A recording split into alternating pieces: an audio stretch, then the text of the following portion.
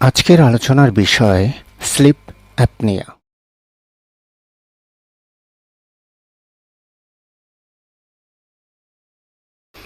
এটা কি হয়তো আপনারা জানেন না, আবার কেউ কেউ হয়তো জেনেও থাকবেন। অ্যাকচুয়ালি অক্সিজেন সরবরাহ বন্ধ হয়ে গেছে, মৃত্যু অবধারিত। শ্বাস প্রশ্বাস স্বাভাবিক না থাকলে অনেক জটিল সমস্যা দেখা দেয়। আমরা ঘুমিয়ে গেলেও আমাদের শ্বাস প্রশ্বাস ক্রমাগত নিয়মতান্ত্রিকভাবেই চলতে থাকে, কারণ আমাদের মস্তিষ্কের রেসপাইরেটরি সেন্টার সবসময় কাজ করতে থাকে। তবে ঘুমের মাঝে শ্বাস প্রশ্বাস বন্ধ হয়ে যাওয়ার মতো জটিল সমস্যা কারো কারো দেখা যায়। এটিকেই স্লিপ অ্যাপনিয়া বলা হয়। Obstructive sleep apnea. Obstructive sleep apnea কি? অবস্ট্রাকটিভ স্লিপ অ্যাপনিয়া ঘটে যখন আপনার গলার পেশি মাঝে মাঝে শিথিল হয়ে যায়।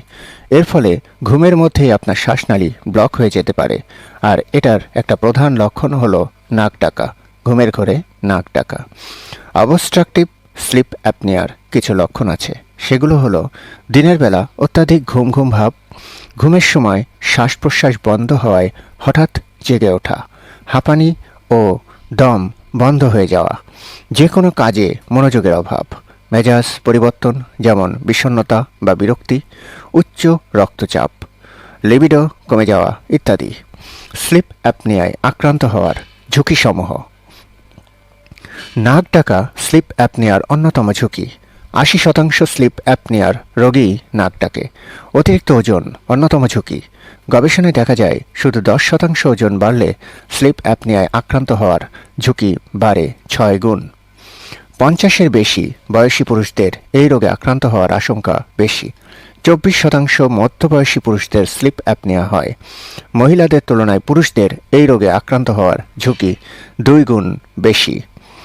গলার মাপ পুরুষদের জন্য ১৭ ইঞ্চির বেশি এবং নারীদের জন্য ১৬ ইঞ্চির বেশি হলে স্লিপ অ্যাপনিয়ায় আক্রান্ত হওয়ার ঝুঁকি বাড়ে। অ্যালকোহল পানে স্লিপ অ্যাপনিয়ায় আক্রান্ত হওয়ার ঝুঁকি বাড়ে। অ্যালকোহল পানে ২৪% স্লিপ অ্যাপনিয়ায় আক্রান্ত হওয়ার ঝুঁকি বাড়ে যারা অ্যালকোহল পান করে না তাদের তুলনায়। কিছু জন্মগত ত্রুটিও এই রোগে আক্রান্ত হওয়ার ঝুঁকি বাড়িয়ে দেয়, যেমন ছোট নিচের চোয়াল, পেছনের দিকে ঢোকানো চোয়াল। এছাড়া কিছু রোগের সঙ্গেও এই রোগে আক্রান্ত হওয়ার ঝুঁকি বেড়ে যায়, যেমন hypothyroid, acromegaly, COPD, downs syndrome, neuromuscular disease ইত্যাদি। বড় টনসিল ও অ্যাডিনয়েড থাকলে ছোট বাচ্চাদের ক্ষেত্রে স্লিপ অ্যাপনিয়ায় আক্রান্ত হওয়ার ঝুঁকি বাড়ে। কিভাবে এ রোগ নির্ণয় করা যায়? পলিসনোগ্রাফি অথবা স্লিপ টেস্ট একটি অন্যতম পদ্ধতি যার মাধ্যমে খুব সহজেই এই রোগটি শনাক্ত করা যায়। স্লিপ টেস্টের মাধ্যমে ঘুমের মাঝের পরিবর্তনগুলো ব্যাপকভাবে ধারণ করা হয়। এই পরীক্ষাটির দ্বারা ঘুমের মাঝে কখন, কতবার এবং কী ধরনের শ্বাস বন্ধ হচ্ছে তা বোঝা যায়। ঘুমের কোন স্তরে এবং কতক্ষণ স্থায়ী হয়েছিল শ্বাস বন্ধ তাও জানা যায়। তবে রোগীর পাশে যে ঘুমায় অথবা যারা রোগীকে ঘুমন্ত অবস্থায় দেখে তাদের বর্ণনা রোগ নির্ণয়ে বড় ভূমিকা রাখে। এছাড়া ঘুমের মাঝে শ্বাস বন্ধ হওয়ার পাশাপাশি শরীরে কতবার অক্সিজেনের মাত্রার কিরূপ পরিবর্তন হয়েছে এবং কতটা ব্যাপক আকার ধারণ করেছে তাও নির্ণয় করা হয়। কিছু কিছু ক্ষেত্রে শরীরের কার্বন ডাই অক্সাইড কী পরিমাণ বাড়ল তাও বোঝা যায়। এই টেস্টটি সাধারণত স্লিপ ল্যাবে হয়ে থাকে, কিন্তু ক্ষেত্রবিশেষে হোম স্লিপ টেস্টও হয়ে থাকে। এক্ষেত্রে বিশেষজ্ঞ ডাক্তারের পরামর্শ জরুরি। এই টেস্টটি দিয়ে অ্যাপনিয়া, হাইপো অ্যাপনিয়া ইন্ডেক্স দেখে রোগের মাত্রা, মৃদু, মাঝারি বা ব্যাপক আকার নির্ণয় ও চিকিৎসার সিদ্ধান্ত নিতে সাহায্য করে। এই অ্যাপনিয়া, হাইপো অ্যাপনিয়া ইন্ডেক্স দেখে বোঝা যায় গড়ে ঘন্টায় কতবার ঘুমের মাঝে শ্বাস বন্ধ হয়েছে। স্লিপ অ্যাপনিয়ার চিকিৎসা কী? আসলে স্লিপ অ্যাপনিয়ার চিকিৎসা নির্ভর করে কোন কারণে এটি ঘটছে তা নির্ণয়ের মাধ্যমে।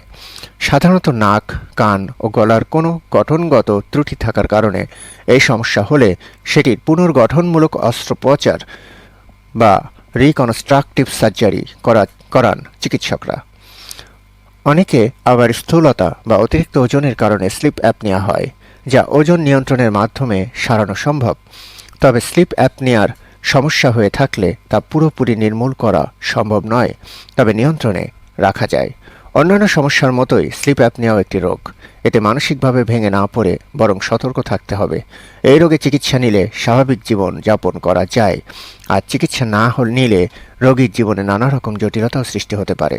এই রোগটি পুষে রাখলে স্লিপ অ্যাপনিয়া রোগীর উচ্চ রক্তচাপ, ডায়াবেটিস, হৃদরোগ সহ মস্তিষ্কে রক্তক্ষরণের বা স্ট্রোকের ঝুঁকি বাড়ে। আজকাল ডেন্টিস্টরা মুখে রাখার কিছু ছোট ডিভাইস তৈরি করে দেয়, যা স্লিপ অ্যাপনিয়া কমাতে সাহায্য করে। আবার স্লিপ অ্যাপনিয়াতে কিছু সার্জারি করার প্রয়োজন পড়ে, যেমন বাচ্চাদের যদি বড় টনসিল ও অ্যাডিনয়েড থাকে তবে স্লিপ অ্যাপনিয়ায় আক্রান্ত হতে পারে। এদের সার্জারি করলে উপকার পাওয়া যায়। যাদের চোয়াল অথবা উপরের তালু বিকৃত হয় তাদের জন্য অন্য সার্জারির প্রয়োজন পড়তে পারে।